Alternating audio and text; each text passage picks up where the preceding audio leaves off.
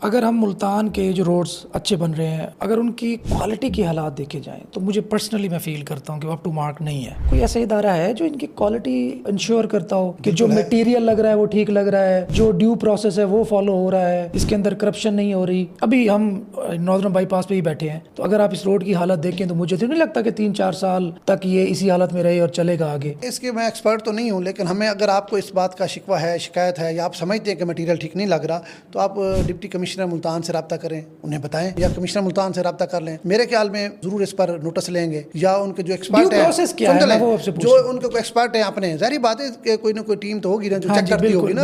देख, अब ये तो नहीं हो सकता कंट्रैक्टर को कंट्रैक्ट दे दें और पूछे कोई ना, ये तो नहीं हो सकता। गवर्नमेंट का कोई ना कोई मैकेनिज्म होना है। मेरे ख्याल में यह है कि क्योंकि कमिश्नर मुल्तान ना सड़कों के हवाले से बड़े कॉन्शियस है, बहुत ज्यादा। देखें, ये डस्ट फ्री रोड का जो आइडिया है ना, ये भी कमिश्नर मुल्तान आमिर करीम खान का है। अच्छा, इन्होंने सीएम पंजाब को कहा है कि जी रोड बनने का जो है ना फायदा कोई नहीं होता, जब डस्ट आएगी तो सड़क फिर खराब हो जाती है। अब डस्ट फ्री रोड है क्या, ये बड़ा अहम सवाल है। डस्ट फ्री रोड ये है कि हम रोड तो बना देते हैं, ठीक है, उसके साथ वाली साइडों को बिल्कुल खुला छोड़ देते हैं, हाँ, टूटती रहती हैं आस्ता आस्ता। अच्छा, अगर वैसे ना भी टूटे, एक बारिश आती है तो उधर कोई ना कोई खड्डा आ जाता है, हाँ, फिर कोई ना कोई ट्रैक्टर ट्रक गुजरता है, वो सड़क बैठ जाती है। अच्छा, वो तो आप तो कह रहे हैं 2 साल, वो 2 महीने में नहीं निकालती, ठीक है।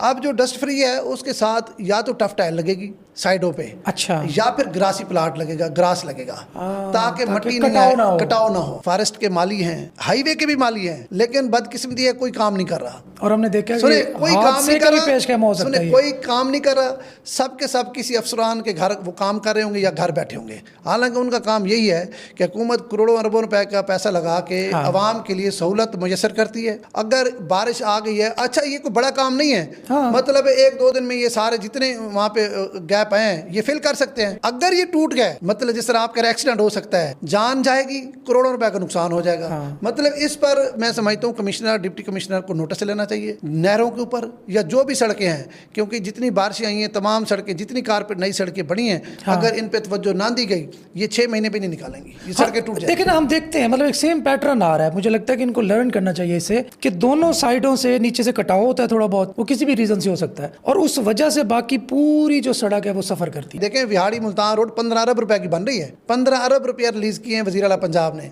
अगर वहाँ एक 40-50 करोड़ रुपए का ग्रास लग जाएगा, टफ टाइल लग जाएगी, और उसे एज बढ़ जाएगी, सड़क की आपका सेव हो जाएगा, हाँ, सड़क की एज बढ़ जाएगी साथ। तो मैं जो मुझे जिस बात का मतलब है, दुख भी है, अफसोस भी है, ये जो हाईवे के वो जो होते हैं माली से मिलें या उनके मजदूर से मिलें या डेली वेजेस पे इन्हें रखे हुए होते हैं, वो पैसे तो ले रहे हैं, काम नहीं कर रहे।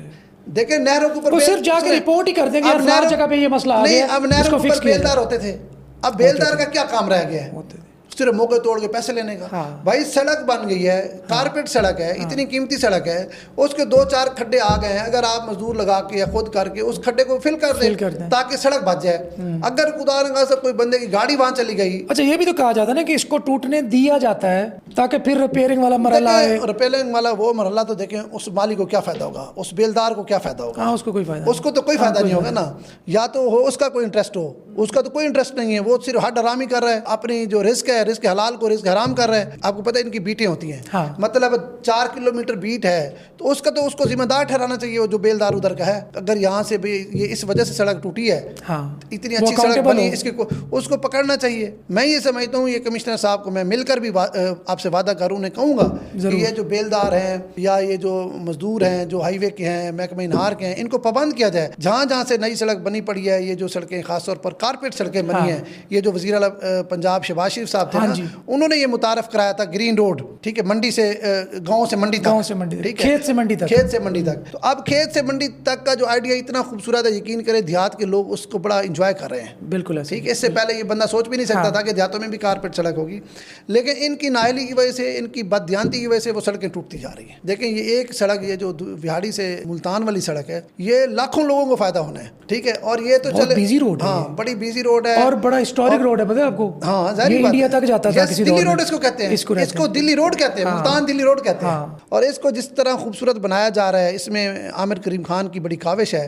तो मैं ये समझता हूँ इस तरह का, वैसे उनका देखे ना, मुल्तान भी उनका शहर और साथ बुरे वाला भी उनका शहर, चले, ये हमारी ब्लेसिंग है, किसी वजह से बन तो रहा है ना। अगर आमिर करीम खान साहब ना होते, किसी और नहीं, हिस्ट्री में अपना नाम लिखवा रहे हैं और किसी कमिश्नर का इतना इंटरेस्ट ही ना होता वो कहता ठीक है, और शायद इतना विजन ही ना होता, मुझे लगता है कि तो भाई ये मैं कह रहा हूँ कि इस पर हम सबको अपना अपना किरदार अदा करना चाहिए। जहाँ हम देख रहे हैं उस पर शोर मचाना चाहिए, कमिश्नर डिप्टी कमिश्नर के नोटिस में देना चाहिए, हुकाम के देना चाहिए। महकमा इनार के जितने लोग हैं वो घर बैठ के खा रहे हैं, मतलब ये बेलदार तनख्वाहें ले रहे हैं। अभी आप चेक करा लें, हर बीट के ऊपर 3-3, 4-4 बेलदार हैं, काम कोई भी नहीं कर रहा।